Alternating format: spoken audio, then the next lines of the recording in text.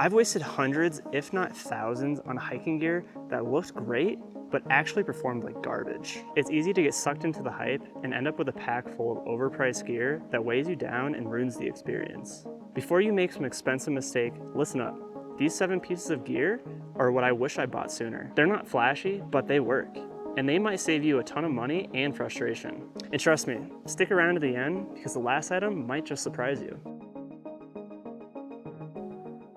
After hiking all day, making it to the top of the summit and sitting down on some jagged, uncomfortable rocks is really the last thing you want to do. And that's where a cheap little foam sit pad comes in handy. They weigh virtually nothing, they cost less than the bag of trail mix you brought, and it turns any wet or miserable, rocky, hard surface into a plush and cozy little seat for you to sit on. And it also is great for when you want to take off your muddy boots and the ground might be a little bit wet or maybe a little bit muddy. You can actually stand on it and easily take your boots off. Now this specific pad isn't the holy grail or anything. You can easily find these on Amazon for really cheap. So go out there, look for one. They're less than 10 bucks and you'll thank me later.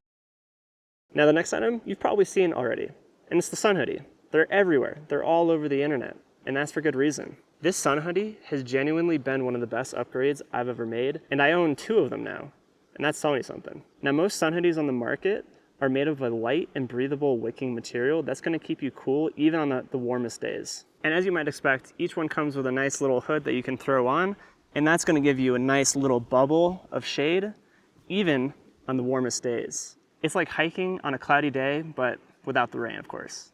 Like with any piece of gear, there's tons of options you can choose from. I opted for the Sahara sun hoodie from REI. I found them on sale for about 35 bucks, and honestly, I don't think I'll try anything else. They're just amazing. Now the Sahara sun hoodie is honestly so soft, I find myself just wearing it throughout the day. If you haven't tried one yet, your future self will thank you, and you really don't have to worry about getting sunburned. The next thing on the list is one I've slept on for way too long, and that is trekking poles. Now I know what you're thinking, they look kind of dorky, and you've hiked probably miles and miles without them. I used to say the same thing, and unfortunately I was wrong. This one time, on a 23-mile slog of a hike, my legs literally stopped working. I had stump leg syndrome, and if I had poles, that would not have happened. I would have kept going probably for another 5 miles easy before I felt any sort of disadvantage with my legs. Now you might be wondering what trekking poles actually do, and essentially you can think of it as another limb that your body can count on to reduce the load when you're walking up steep or rocky terrain, or even down it especially. Ever since I started using them, I really have never had any issues with knee or feet pain, so I really recommend you check them out. Again, you can find a cheap pair on Amazon for about 25 bucks, that's what I did, and they work just fine. I was genuinely blown away the first time I used them, and I think you will be too. Seriously, try them. Your knees will send you a thank you card later. Now the next thing on the list is something I did not want to try for the longest time because I was too afraid that they were going to do more harm than good. And that is trail running shoes. But man, I was so wrong. I absolutely love trail running shoes, and it has been one of the biggest upgrades in my kit. Now, one of the disadvantages of trail running shoes over hiking boots, for example, is that you have less ankle support. And while that might be true, I honestly haven't noticed any sort of issues with my ankles while hiking, and I've been hiking for years with trail running shoes at this point. The biggest advantage I see with trail running shoes is that they're much lighter and they have much more cushion, similar to your typical running shoes that you might already have. Except these have a very grippy lug and sole on the bottom that allows you to grip onto most rock, gravel, and rocks really easily. When I used to hike with hiking boots, my feet would always get so sore because hiking boots are generally a little bit more rigid in the sole, but with trail running shoes, you have a nice bed of cushion, and it has been fabulous. I have not had any foot issues, sore feet after a long hike. It's awesome. But don't throw away your hiking boots because hiking boots do have a place. For example, mine are fully waterproof, so I'll throw those on when I'm expecting to get wet, or I'll also wear them in the winter when I know there's gonna be some mud and more snow around. Now they do make some trail runners that do have waterproofing on them, but I just choose not to use those because I like the breathability of a trail runner. A great water filter is not only essential, but it's also really tricky to nail down just the right one that works for you. I've tested several now, and I found that most of them either are very slow or they add like a weird taste to the water, which to me that means that it's not filtering that well. I don't want to taste like I'm drinking out of a stream, and for most of them I found that was the case. Now with the Katadyn Be Free, Honestly, no matter what water source I take from, it just tastes fabulous. It tastes like I'm drinking spring water. But let's not forget about portability too, because I'm no ultralight hiker, but I do appreciate when something is a little bit lighter than another product. Now the Katadyn B-Free water filter is seriously one of the lightest I've ever used. It folds up and collapses into practically nothing because of the collapsible water bladder that it comes with. So I can throw that in the top of my pack and have it quickly accessible, and it weighs virtually nothing.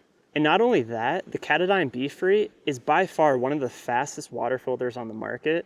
Seriously, you can fill up a liter bottle so fast, it's incredible. The last thing you want to do is be stuck on the side of a river for 20 minutes trying to pump water into your water bottle, do you? So I highly suggest that you invest in a solid water filter sooner rather than later, like the Katadyn B-Free. Again, there's several options. That's what I really like, and that's what I've been using for the last several years. Now you might think a good pair of hiking socks is a no-brainer, and you probably already think you have a good pair, but let me tell you, not all hiking socks are created equal. Now what they don't tell you is what makes a good hiking sock versus a bad hiking sock. Now for a good hiking sock, you want it to be durable. You also want it to be a little bit on the thinner side so that it can wick away moisture very easily, and you want it to be smooth against your skin so it's not rubbing and causing you blisters. The sock that I've personally landed on has been from the brand Vermont Darn Tough. These are by far my favorite hiking socks that you can get. Seriously, they're amazing. I put hundreds, if not thousands of miles on these socks without any sort of durability issue. And the craziest thing about Darn Tough socks is that they actually have a lifetime warranty. That's right, a lifetime warranty. So if you get a little hole, you can send them over to Vermont and they'll send you back a fresh pair. Again, we're going for comfort here. We don't want to be uncomfortable in the backcountry, and having good socks is really going to prevent you from being really uncomfortable and causing injury on trail. Well, good hiking socks might be a little bit more expensive. They'll last you much longer, and you'll be much, much happier on trail because they'll just perform better. Now, before you jump into the comments and call me unfashionable or out of touch, hear me out. Now, by far, one of the best pieces of gear that I recently purchased was actually a fanny pack. Or if you're not into those, they also sell flip belts, which are also awesome as well. But essentially what this is it allows you to have some easy to find items like your phone or some snacks easily found right by your hip without having to have all this extra stuff in your pocket sloshing around as you're walking. Think about it. You have a fanny pack. You need a snack, just unzip it and pull it right out. Don't have to fumble in your backpack for anything. You find a cool spot you want to take a picture of, just pull it out of your fanny pack. It's great. It's right there. Now, I know what you might be thinking is that you can probably just put these in your pockets too. Well, I'm not a huge fan of that because they tend to slosh around a lot, and I wear shorts, so it just feels like I'm carrying extra bulk. But with a fanny pack, you can distribute that weight a little bit more to your hip. Now, if fanny packs aren't your thing, I totally get it. You can go for a flip belt, what actually goes underneath your shirt and almost acts as a belt. And one benefit over a flip belt is that it actually holds your stuff against your body, so it's really secure. And most flip belts come with a little key clip, so it can securely tie your keys to your flip belt, and you know you're not going to lose them, which is awesome, right?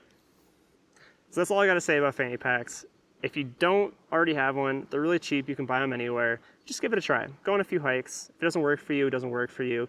It works for me really well, and now I really don't go on any hikes without them. I really hope you enjoyed this video and my gear picks. In the comment section below what your favorite gear that you use is. And if you found these tips helpful, please leave a comment and a like down below. And if you really enjoyed this video, make sure to hit the subscribe button. Thanks for watching, and I hope you have many miles of enjoyable hiking ahead of you.